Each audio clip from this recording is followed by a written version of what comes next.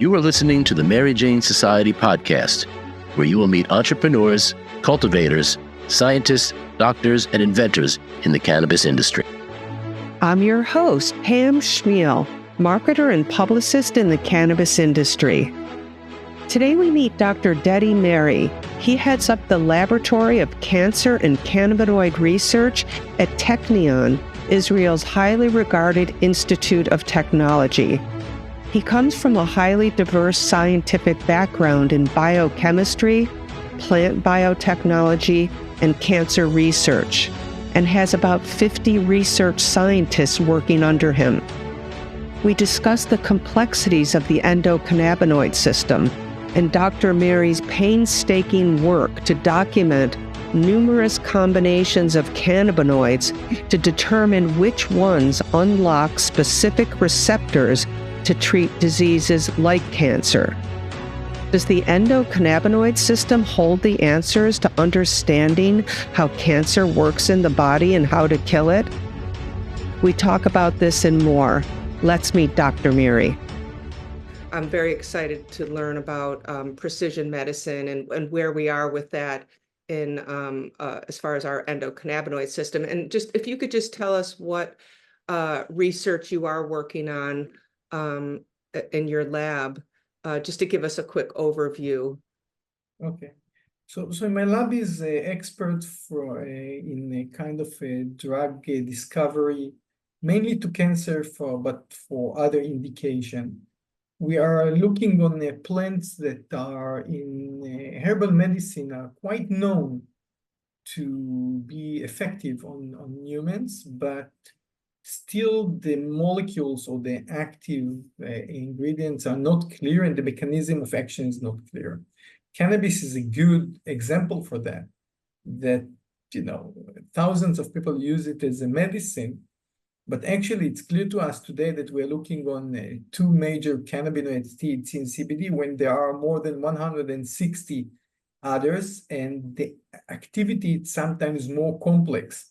It's a combination of molecules, what we call the entourage effect sometimes, and sometimes these are the rare cannabinoids that are doing the effect, even though they're not expressed in high levels, or we just don't see them because we don't know to look on them. So sometimes you have what we call the rare cannabinoids or minor cannabinoids, but actually it's not minor.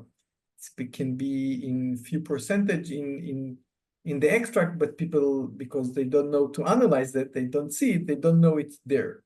So we have few examples that we define activity on these diseases in cannabis that we found cannabinoids which are unknown, but very active, and they are the reason for the activity. We're doing that not just with cannabis, we're doing that with other known plants from, psychedelic mushrooms or other functional mushrooms or other plants that in herbal medicine are very known to be effective.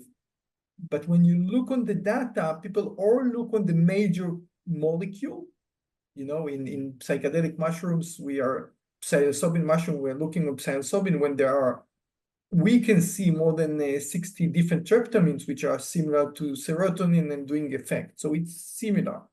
Then we focus on cannabis. Cannabis is a unique plant because it's active on the endocannabinoid system in our body, that actually every cell in our body harboring the endocannabinoids have receptors for the endocannabinoids and can produce the molecule that's similar to the phytocannabinoids in our body, which are the endocannabinoids. So the endocannabinoid system, it's very complex system in our body. We can analyze from blood samples more than 100 different endocannabinoids. People usually know anandamide and 2-AG, but there are more than 100. And there are many receptors. We are usually naming CB1, CB2, but my lab look on more than 35 different receptors. And we have in our body more than 220 different types of cells, neurons, skin cell, heart cell, breast cells, whatever. Each one of them will have a different combination of receptors. So you will know to communicate with different endocannabinoids. Sometimes it's a combination of endocannabinoids, sometimes it's one endocannabinoid, but in every cell in our body, the action is very localized and very specific. I will give one example. If we're talking about sleep, endocannabinoids are very important in sleep. But sleep, there is actually 4 major actions: is how fast we are falling asleep, getting tired and falling asleep, how deep is your sleep or how strong is your sleep, whether you are waking up from every noise or something like that. And think about evolutionary, it's important if you are sleeping outside and there are tigers around you, you need to know to wake up from the right noise and not, okay? And whether your sleep is effective sleep, whether you're going to REM sleep or dream sleep, because in this moment when your sleep is deep, your body produces different hormones like building bones and other things, and waking up.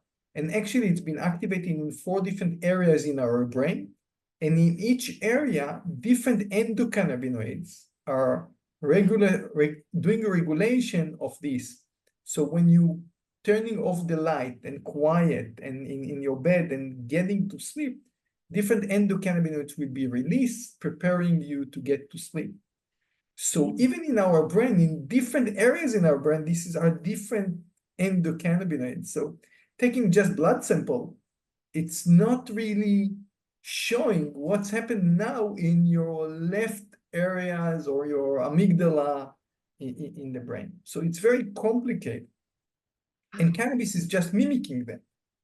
So which cannabis, which combination of cannabinoids mimicking the combination in the amygdala, which one are mimicking what's happened in your heart or in your immune system? This is what we are learning, testing, and trying to understand, trying to break this complexity and understand it. And I will say 20 years ago, we couldn't do that without computers, without our analytical abilities today. So if you're taking blood samples today and run it on the equipment that we have, you can see more than 1,000 different compounds or something like that without computers, without very strong analytical tools. 20 years ago, you couldn't look on 1,000 different molecules in 1 hour. You know, it's you're running it, separating it, see the structure, send it to the cloud, coming back, telling you these are the compounds. This is something that would take us 40 years, which now takes 1 hour. So the technical ability opened amazing opportunities to understand this complexity of the nature of the plants that affecting us, which we just couldn't do years ago. And are you also, is your team also developing the technology to be able to analyze this? Yeah, so that's our claim of fame. So we were the first one that developed the methodology and the equipment to analyze all the active compounds in cannabis. So when I started to work, people could analyze the 11 different phytocannabinoids, and we create a library of 165 to be able to analyze 165 phytocannabinoids from the plant. And then we did it for the endocannabinoids in our body. Before that, we couldn't. And then matched now it. We can start to match it. I see. Okay. Wow, that's amazing. So then how are you? Okay, so your claim to fame is developing this technology. And then how are you after you identify them, like you said, once it goes to the brain, and it starts working, I guess, in the nervous system and things like that. So how are you then going deeper and understanding like what you were just talking about?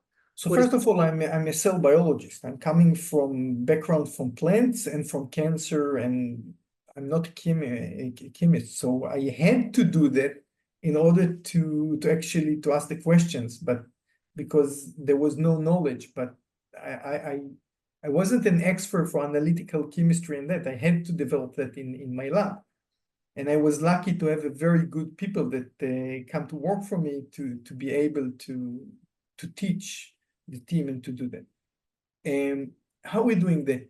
Usually we're starting from a basic knowledge. We know that these cannabis strain affecting sleep, okay, from database that we acquired from patients and other things. So we will take that strain that we already know is affecting sleep, and now we will develop methods to start to find the molecules that are doing that.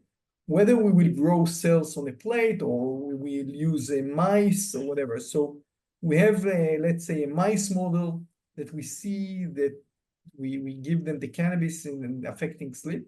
And then we started to work on the cannabis to start to dissect the cannabis. Let's say there is 500 active molecules.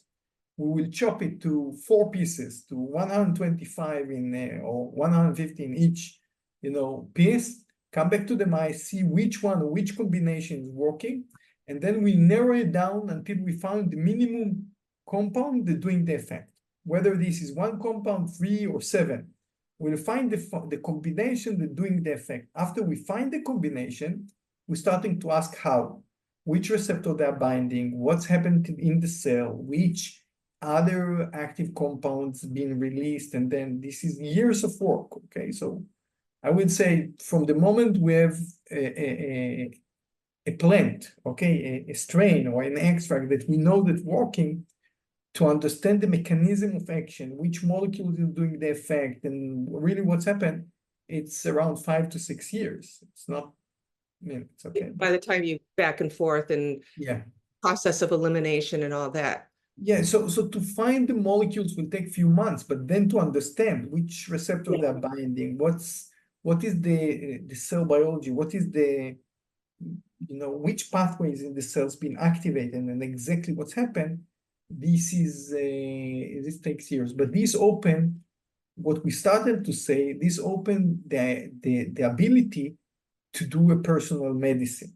Because if you know which receptors is binding, what need to be in the person, which receptors need to be expressed, or in which areas of the body it will be act, or something like that, you can start and look deeper. I will give one example, okay? We worked on breast cancer. In breast cancer, there are types of breast cancer. The major one called estrogen plus. The cells, the cancer cells need hormone called estrogen in order to grow. So one of the ways to fight it is to reduce the estrogen hormone or to block the estrogen receptors that reading the hormone. So there are drugs today that blocking the estrogen receptor, like tamoxifen. But we saw that cannabis is affecting this cancer, and when we started to learn, we defined specific molecule that reducing the expression of their receptors. But when we learned how it's doing that, we understood in which other diseases this molecule can be affected, whether this is endometriosis or other diseases that related to estrogen and not just the breast cancer. But before understanding which molecules and exactly how it's activated, we couldn't guess in which other diseases it will affect. So sometimes you're finding something in skin cell, but you say, just a moment, if it's working like that, in Alzheimer's, it would be very important. Sometimes for, I will say, a normal person, it looks very far, but for a scientist that understand the mechanism of a specific disease, and then you can match it, you can say, just a moment, if it's blocking the immune system to move like that, in this disease, it will be very important. Then you're going there and discovering things that are unknown and more personalized. I want to ask you more about the cancer, but I just want to ask you first, how does, or like if you made a precision medicine for, say, cancer, I mean, maybe that's too broad, or for sleep, like what you were explaining earlier, like once it goes to your brain and the different types of sleep, like do you think you could create a medicine that would it work on everyone, or is everyone's DNA affecting the interaction of the endocannabinoid system too much to be able to make precision medicine?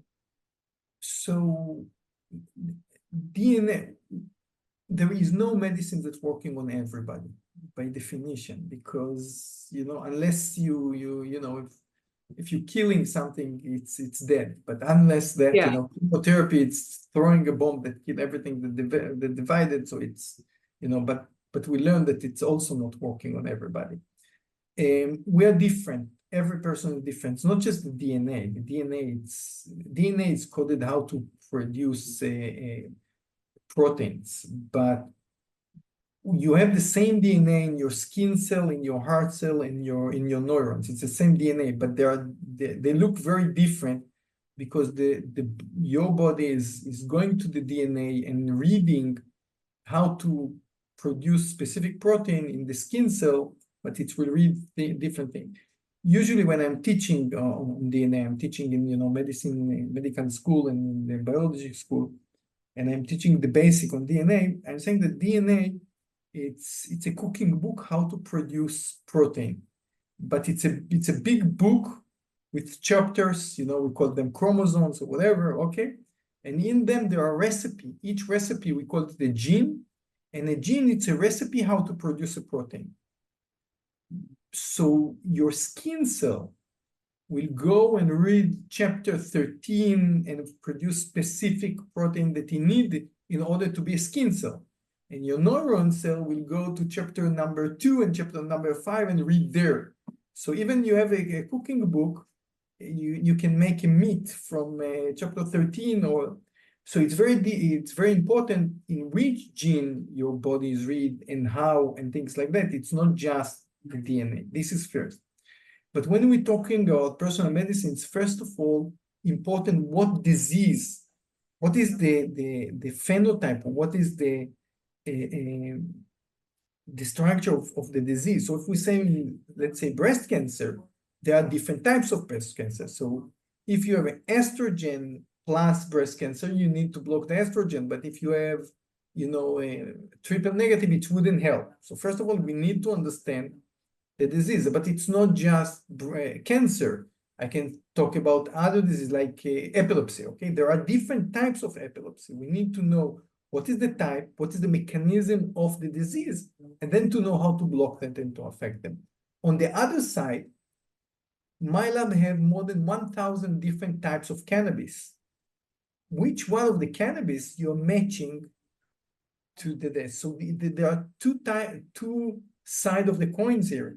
It's to match the right plant, I will say that in our case, okay, to the right phenotype or the right type of disease. And I will give another example from cancer.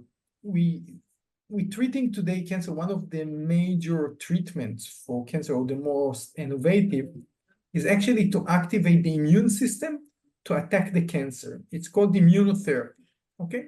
The cancer cells are normal cells that become crazy. In every moment, we have more than 2,000 cells in our bodies that it's happened to them. In my body and in your body, every moment. All these cells will kill themselves. They have they're testing themselves. They see something goes wrong, they will kill themselves. They call it apoptosis, the cells committing suicide. And if they are not committing suicide, our immune system will see that something is going wrong and will kill them. Cancer cells know how to avoid that. It's called immune suppressive. They suppress the activity of the immune cells. And they are doing two things. First of all, they're fooling the immune cells. They are presenting a protein. They're putting a note saying, hey, don't attack me. I'm okay. I'm a normal cell. Don't attack me. Okay? This is one thing they're doing. Second thing, they release specific molecules in their surrounding. We call it the microenvironment of the cancer. They're changing the profile of the immune cells that will come. They breaking the fuel for the immune cells to attack them. So they're weakening them. So the drugs today, the major drugs, which we call immunotherapy, are blocking the ability to say, I'm normal, don't attack me, okay? But these cells still will release molecule that will suppress the immune cells, okay? So this is one side. You have a patient that we see in this patient specific proteins like PD-1 that they are presenting, that you can treat with this medicine. But now the question, how the cannabis interact with it? We know from other indication that cannabis is downregulate or suppress the immune cells when they are in hyperactivation. If you're a normal person, and taking cannabis, it won't affect your immune system. But if your immune system is in hyperactivation, let's say in inflammation or other things, the cannabis is reducing this activity. This is the reason cannabis is very good for autoimmune disease, for a inflammatory bowel disease like Crohn, colitis, and other. And patient taking for Crohn or for autoimmune cannabis, because it's downregulate the immune system to attack. But now, if the medicine that we are giving, immunotherapy, is activating the immune system, do you want to reduce it? This is the question, right? Right. So we test that. We did 4 clinical trials, and in 2 of them we saw that the cannabis didn't really affect the activity. In 2 of them we saw that the cannabis really reduced the effectivity of the medicine, which is very bad. Okay, we don't want to reduce. So now we ask, okay, which strain, which cannabis the patient take that hurt the treatment, and which cannabis they take that didn't affect or even improve. And we started to study that. It was 5 years work. And in the end, we defined specific strain with specific molecules that actually working in a synergism and helping the immunotherapy and not hurting. So what we defined that there are molecules in the cannabis, we said that the cancer cell doing 2 things, presenting a protein and releasing molecules that reducing the activity of the immune cells. On this arm, on presenting a protein, we're giving a medicine, Keytruda or other medicine. The cannabis, the right cannabis, if you give the right cannabis, will affect the cancer not to release the other molecules. So you actually, if you give the right cannabis, you are blocking the ability of the cancer to defend totally from the immune system, and then it will be more effective. But we must know which cannabis to give the patient. You can give a cannabis that will hurt the patient. You can give cannabis that will help the patient. And this is already almost personal medicine for me, because you need to know what the person, what is the disease, what exactly you're giving him, and now which cannabis to give him. And I think we are going in that direction. We're starting to learn and to understand, to fine-tune the treatment to the patient. And this is a new age in treatment, and I think and hope in herbal medicine in total. Okay, so we know that there are other herbal medicine that if you want to,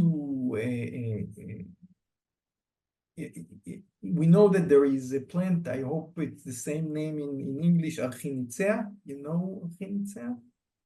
Maybe I'm not saying that in Say it again. Archinicea.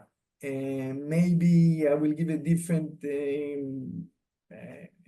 example, Valeriana, or there are.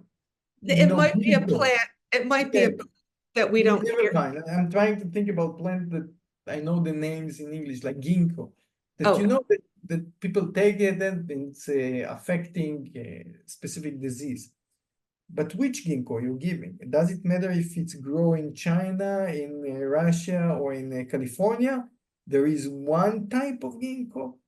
Every ginkgo that we'll take will be the same for the same disease. It's the same idea until if we won't start to understand, stabilize the genetic of the plants, understand what they are containing, understand how they're active, which strains or which one are effective, we'll stay in something very flat in herbal medicine, but we can take it to a next level, and that's what we're trying to do. So are you working with strains? Do you break out the cannabinoids in the strains to combine them for precision medicine? Or are you, I think I read that you're documenting something like 900 strains that are grown in Israel, to be able to understand all That's the true. compounds.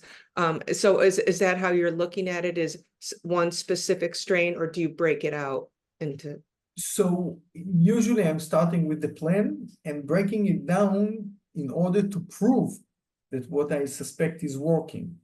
But a lot of time it's complex. So it's very difficult to break the plants and as a medicine, because if you need 5 compounds, it will be very expensive and very complex. But I'm breaking it down in order to learn which compounds Yes. and how it works.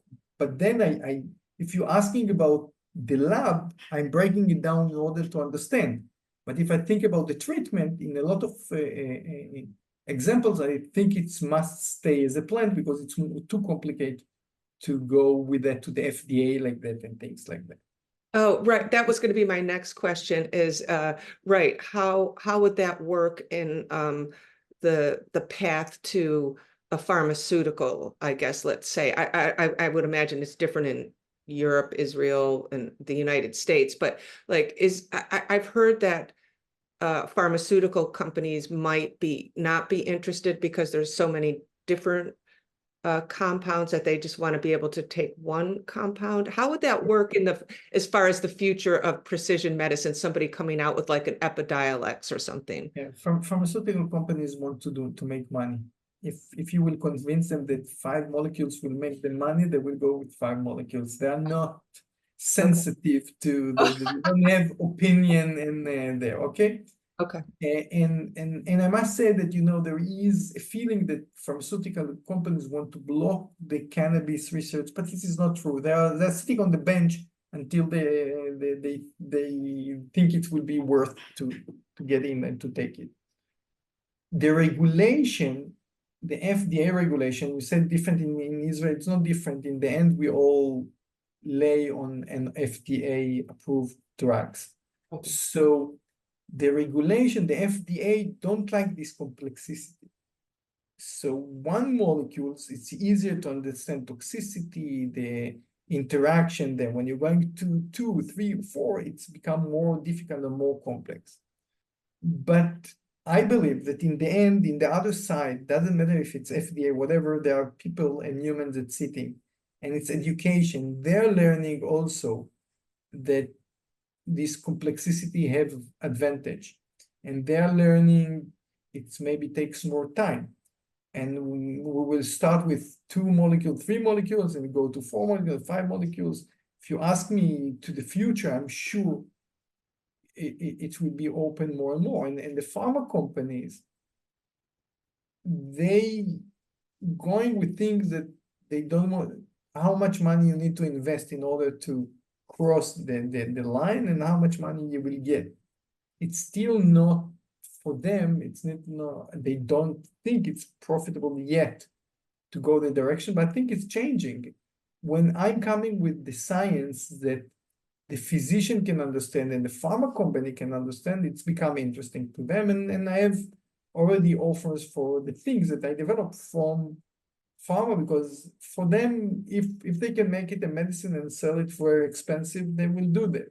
But I think, and we're learning that this complexity, our body work in this complexity, we want to treat diseases like Alzheimer, cancers, and neuro diseases that we don't have solution in the last 100 years, it probably will be in a more complex treatment.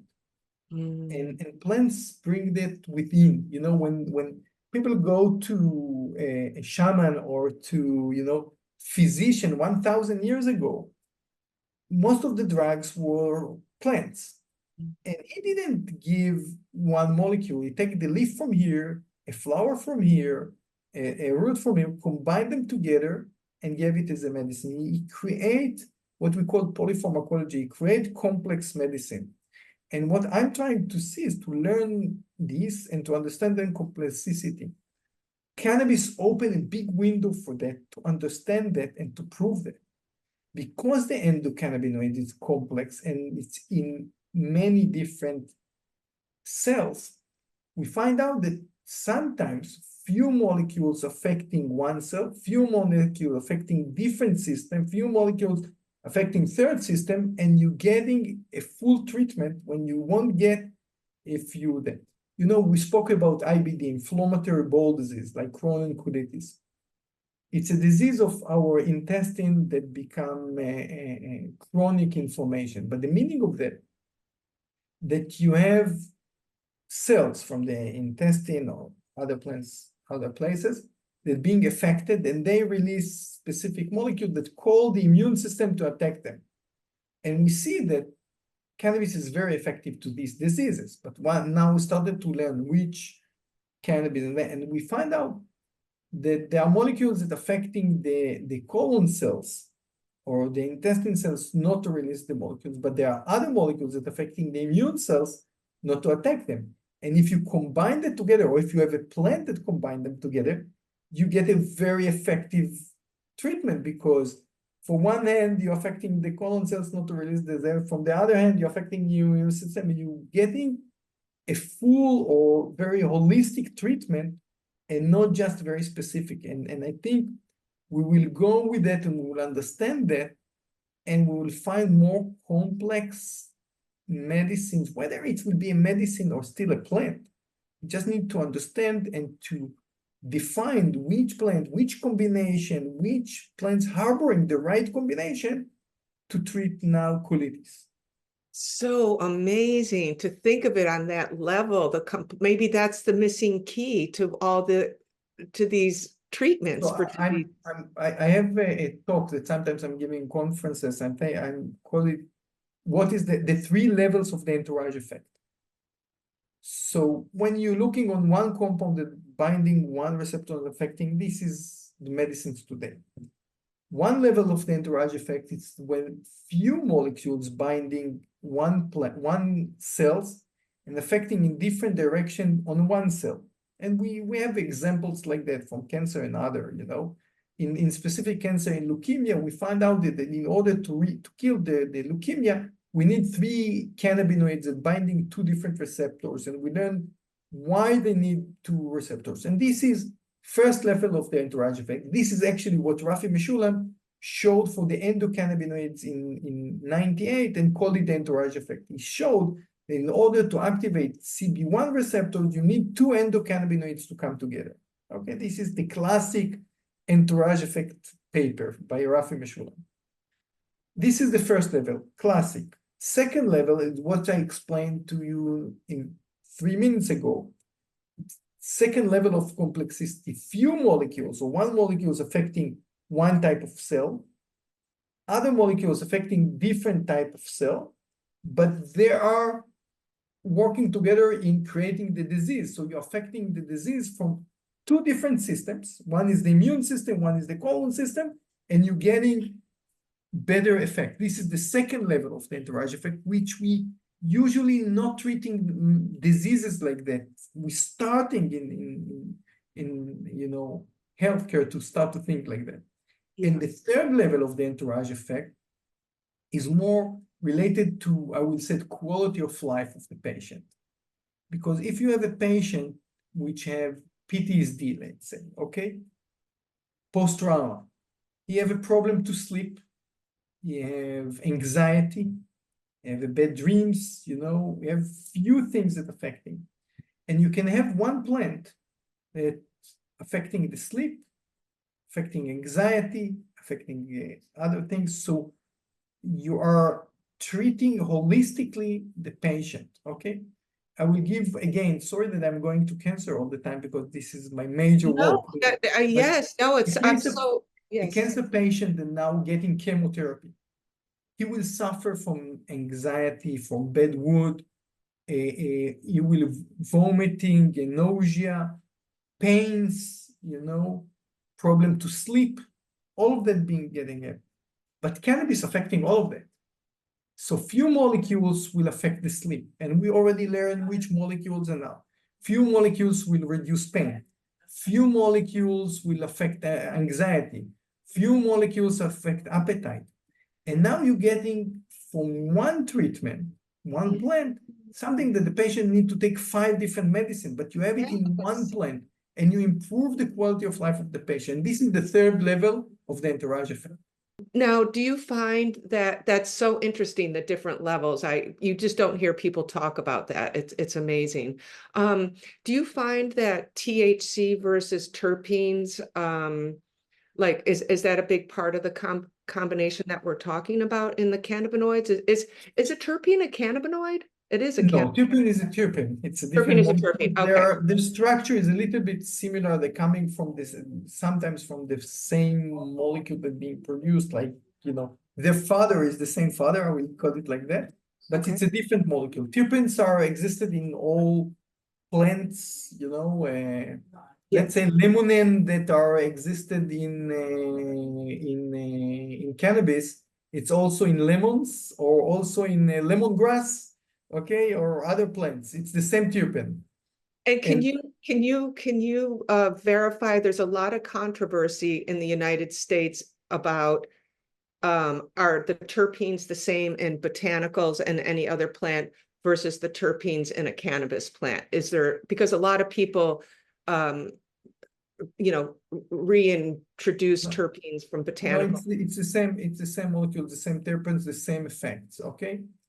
There are other molecules like flavonoids or other molecules in cannabis. There are flavonoids that are unique to cannabis, like cannaflavin B, cannaflavin A, but in terpenes, we didn't discover any terpenes. We can see more than 150 different terpenes in cannabis, but we didn't discover any terpenes which was unknown from other plants. All the terpenes was known and the same structure. And terpenes is a big question, because the question, let's say when you smoke cannabis, how much terpenes really getting to your body, because they will burn, they are very, volatile, and how many, and we did few experiments when we took blood samples after people smoke a lot. I don't know if it's for quoting here, but I have a student that smoked in a row 5 joints, and then we took a blood samples today, and we see traces of terpenes, okay, traces after 5 joints. So the question is how much, if you take the terpenes isolated, okay, let's say myrcene or whatever, and you will test it, it's have an effect, it's an active molecule.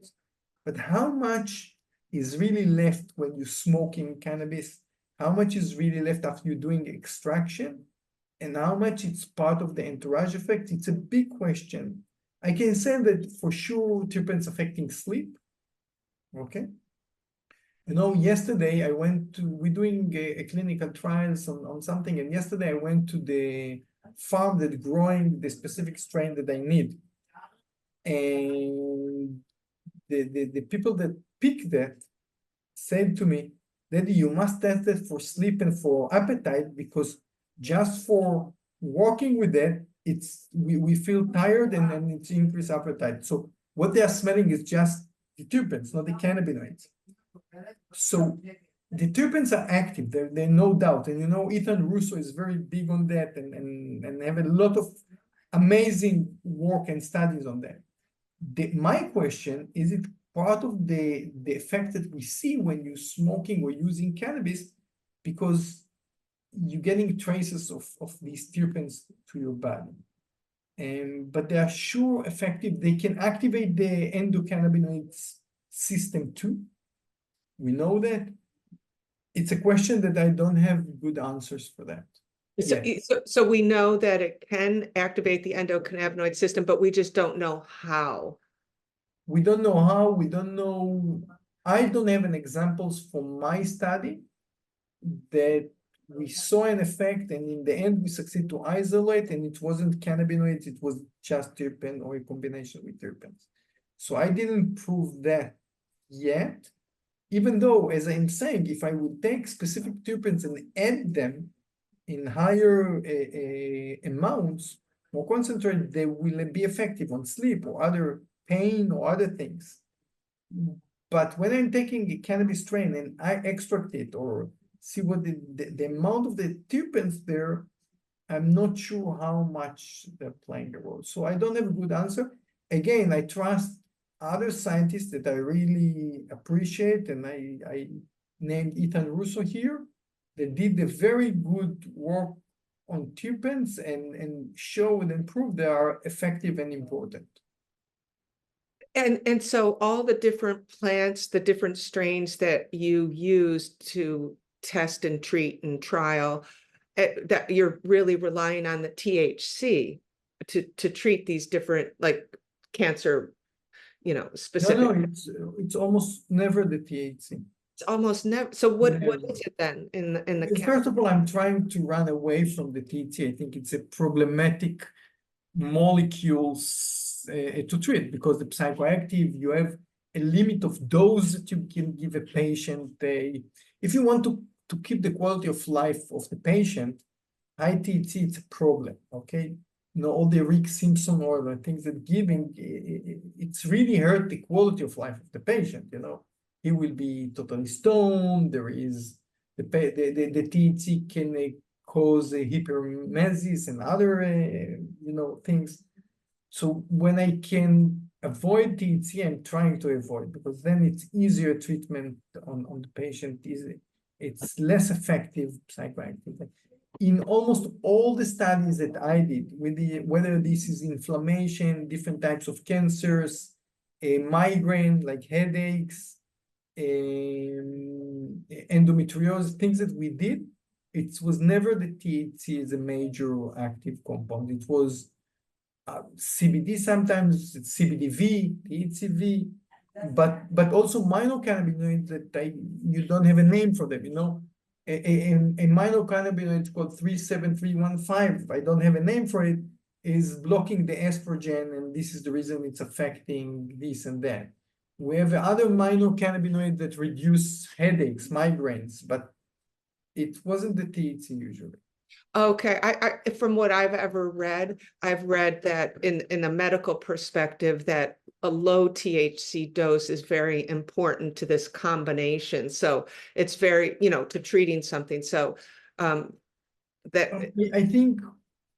I think in pain indication, the THC is playing a role. It was shown in autistic kids that reducing anxiety, it's important that very low amount of THC will be existed, like 0.5% or 1%. You have 20% total cannabinoids, but from that 0.5% is THC. But it was shown that it's still needed. I don't have the explanation why. It's part of the entourage effect or things that they were working together. But in many indications, you don't need it. You don't need the THC at all. It's other cannabinoids. So the minor cannabinoids in the plant, which are mostly all the other ones except for these big ones we talk about, like CBD, do you think manufacturing them synthetically is okay? Or would you, like, if you had a preference to make medicine, based on a specific strain or cannabinoid, would you prefer to get it completely from extracting it from the plant? Is that so? So I'm not against synthetic in general. I think a molecule, it's a molecule. So if you know how to make it, it's fine. The question, do you know really? Do you understand really the structure? And sometimes we said minor cannabinoids, but if I have a strain and I have a strain with 17% CBG, so it's not a minor anymore, right? If you have a plant with 12% THCV, it's not a minor, it's become the major. And genetically, people succeed to do breeding and to do things to create strains that have very high CBC, CBDV, THCV, CBG. There are already few cannabinoids that we call them minor, but we have strains of cannabis which they are highly expressed in them. And so if you have a molecule that is synthetic that can help somebody and improve his life, I'm fine with it. I don't think that our abilities today to understand the structure of these molecules and to make them synthetic is good enough to replace them with synthetic molecules yet. Doesn't mean that in the future, if it'd be cheaper and we'd be more safe and help more people, I don't. It's not emotional for me. Yeah. It's not coming from that. I'm not in love with the plant or the molecule to them. I just the outcome want to help people. And again, I think cheap medicine, there is a meaning for that, I think it's important. I think this is totally different conversation when we are talking about animals. We are not investing money and time as we're investing in humans. So dogs and cats with cancer, usually you won't give them immunotherapy that costs $10,000, or even chemotherapy that cause them to vomit and to lose their hairs and whatever. You don't treat them. But if you will have a cheap medicine that's working, then there are another side of that for animals, another which is also, something that I guess it's important. So somebody asked me, but why do you think it would work in animals? I said to him, are you crazy? All my studies on mice and rats. Like, of course it works on animals. The question, does it work on humans? Not if it works on animals. And are you able to do any, I mean, we're not in the United States. Are you able to do research on clinical trials on humans? Is that, or is this all mice related trials? So the question, how you define the trial, okay? So first of all, most of my work, I have a laboratory at the Technion, which is Technology Institute in Israel, and most of my work is on cells that are growing in a plate. We take cells from humans, we grow them in a plants, we create organoids, like mimicking, let's say, the colon, things like that, or we're working with mice or rats. This is most of the work. But when you discover something, now you need to test it on humans, and then you're going to clinical trials. There is classic clinical trials, which is double-blind placebo, FDA approved, and everything. And of course, we're going also in this direction. But especially in cannabis, patient already getting the medicine, right? I just need to tell them what to take, and then I can follow up on this patient. And this is something that we're doing. So if I define a specific strain that I think affecting sleep more than others because these compounds, I can go today in Israel, okay, and say to the patients, through the pharmacy and the healthcare, and get approved from the healthcare, or everything being approved, and do a double-blind placebo or a placebo trial, that patient getting the strain that I want them to get, whether others, and then to compare it. So it's a trials on humans, it's clinical trials, but it's not a classic. I'm doing kind of follow-up on patient. The patient get a prescription, at least in Israel, but I think all over the world, it's not written in the prescription, take these strains with these compounds. It's written cannabis. And then the patient go to the pharmacy. In Israel, in the pharmacy, we have more than 950 different products. He can choose whatever he wants, right? He didn't know what he wants. But if the professor is coming and said, hey, for your cancer, I think you should take that. Now, when he's taking that, I can follow up on I'm not forcing him to take, I'm not there, I'm suggesting it. But now I can follow up on patient that taking this product, whether this product, and test all the parameters that I want. And this is something that we're doing a lot. We did more than 25 different trials like that, following up on patient that taking cannabis, specific cannabis, that we know exactly the compounds, exactly then follow up on the patient. And it's blood samples from this patient, it's all the parameters. So this is something that shortened the times in years and money. Instead of investing $50 to $80 million in 7 years, you invest in $100,000 in 1 year, and you have good results on humans, which is a good starting point. And I think if we spoke of pharma companies, I think when pharma companies see that it's already work on humans, whether it's the whole plant with that, this is a big jump, because now it's working, it's working on humans, you understand from me what are the compounds, and what I think the mechanism of action for the pharma company is the big jump. So I can give a sleep as an example, that a pharma company that worked with me said, after you will show that it's working on humans, we will step in. And I just finished, we're writing now the paper on 120 patients that get this specific strain, and we test all the parameters on sleep and everything with placebo, and we saw that it's working. But then it's starting to be interesting for pharma. Mm. And also, you're probably creating a database on all this for the pharmacists to use to be able to recommend to people specific I'm type. trying. It's a whole mess out Yeah. there. When you have 950 different products, which changing, you import from here, you import from there, you're growing a new strain, then it's very difficult to follow up. When I started working cannabis in 2014, I got a big funding for a foundation in the state. I got $5 million to do follow-up on all the patients in Israel. And the reason was because there was just 80 products, 80, just 8 growers that was authorized to grow them. And there was like 15,000 patients. So it's something that was doable. It was 80 products on 50,000. If you have enough money. So we had agreement with the Minister of Health and the growers that every time that the grower pick a strain, make an extract, every time that there is a product, it's coming to my lab to analyze full analysis for all the cannabinoids and terpenoids, and then we follow up on the patient. So we have a barcode for every batch, every time that the strain that the grower pick a new batch, we had a barcode and we knew exactly what the patient is taking, and we combine this data together. But when it started to grow, today there is 150,000 patients in Israel. With 900 products, it's very difficult for me to do.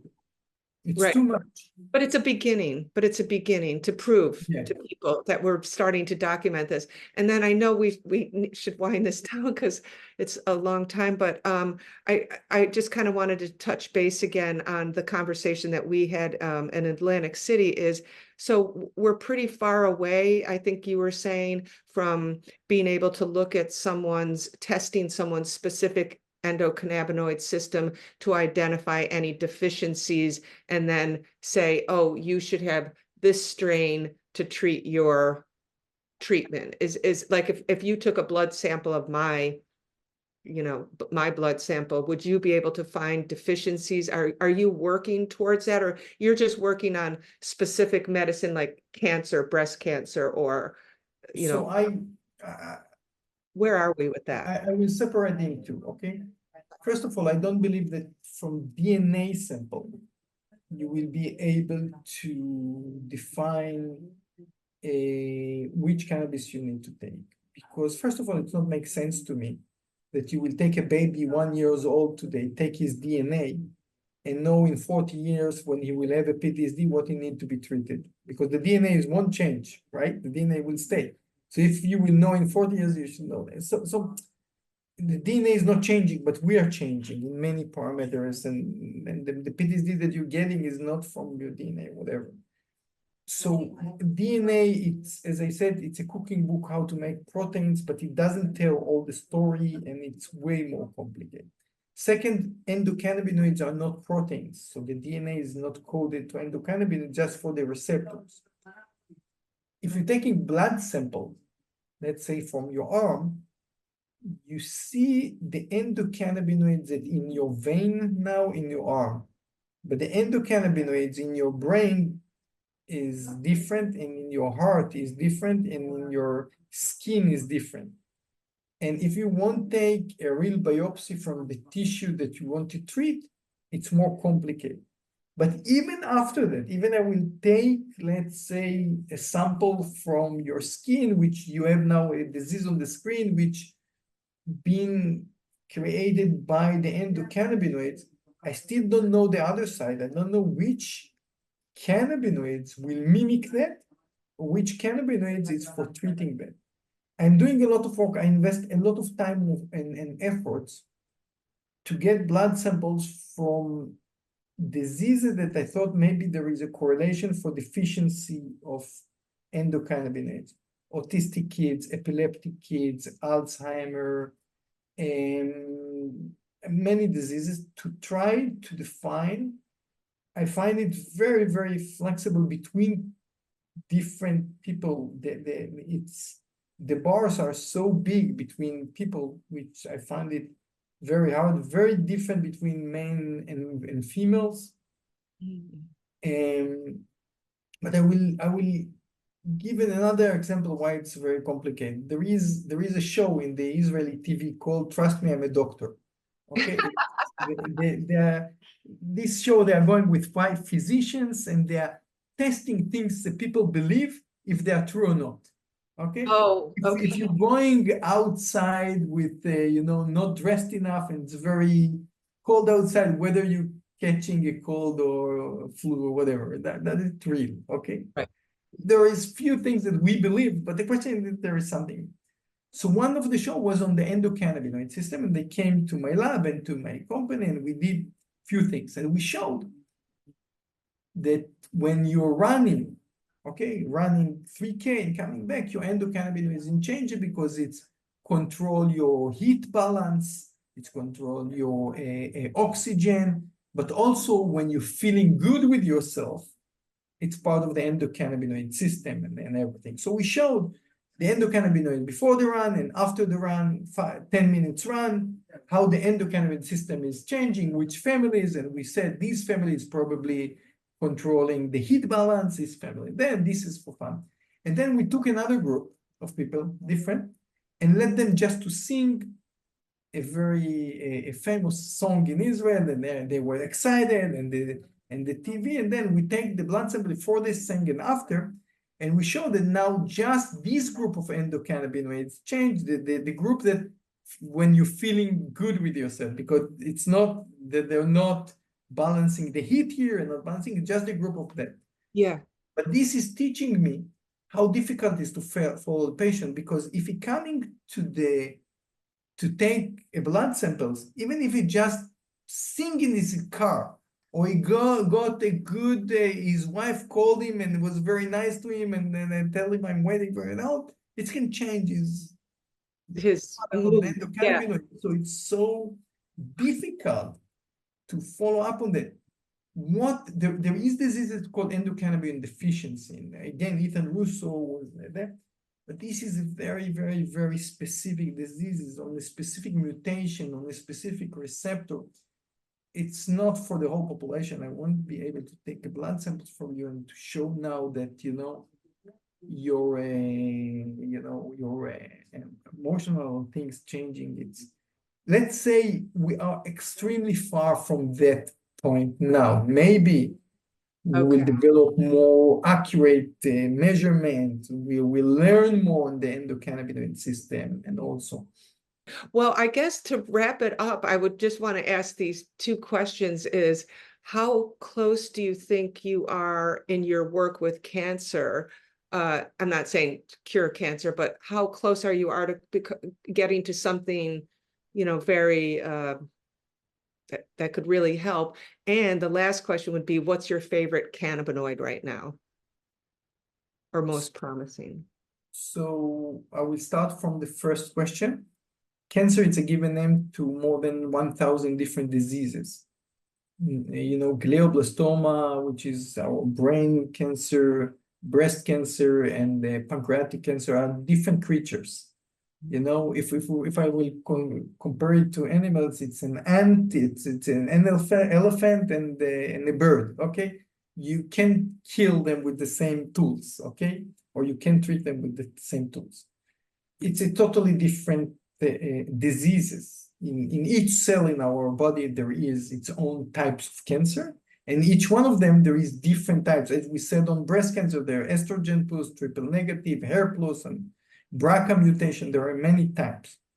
So I think we in my lab succeed in 3 times from these thousands to find specific types of cannabis that can affect this cancer or treat the cancer, kill the cells, and deal things like that. Not on palliative care, really replace chemotherapy and things like that. But these are 3. This is very personal. I think in the immunotherapy, which I told before, I'm starting to produce products in order patient to take it, because this is even not a commercial thing. I feel a duty. I know that there are patients that getting cannabis and killing themselves instead of taking cannabis and curing themselves. and it's just tell them take this and that. So I'm putting a lot of effort that, it will be on the shelves, at least in Israel. It's a very difficult on regulation what I can say and not say, but I can't say this will cure and not cure until I did an FDA approved. But on the other side, I can stand from the side, see patient taking things that really harm them. I'm not talking about now you are suffering from pain and taking the wrong medication. You are dying and taking the wrong medication, friends of friends and family, and then I'm getting 2-3 calls a day.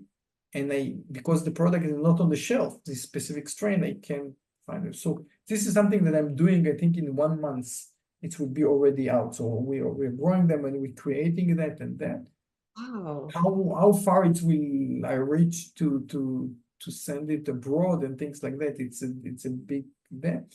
And there is again a legal question here, how to do that without, to be sued by people by them, but I'm doing that. On the other 2 cancers, which are breast cancer and leukemia, we are on the process to create that. I hope that in 1 year to 2 years, it will be available for the patient, but from the study, the research, we almost done. Now it's to take it further, how to reach the patient with it. It's not trivial at all. So, okay, so I guess our last question, and this has been amazing, is what is your favorite, promising cannabinoid?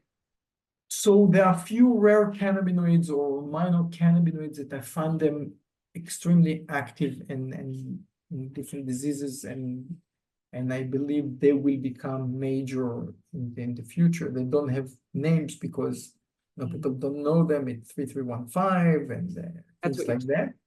In the known cannabinoids, I see that CBG is a very potent cannabinoid in many effects, wound healing, in types of cancers, in the immune system is very active, and I think it will be an important cannabinoid. First of all, it's not psychoactive.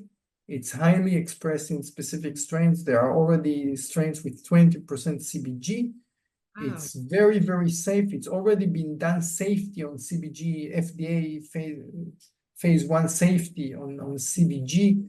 And so we know it's extremely safe, not psychoactive, very potent, very effective on many diseases. And I think it's a very important cannabinoids. I'm not sure if it's my favorite, but I really believe CBD will become more and more important. Oh, wow. Thank you so much. Wow. Thank you so much. This was so amazing.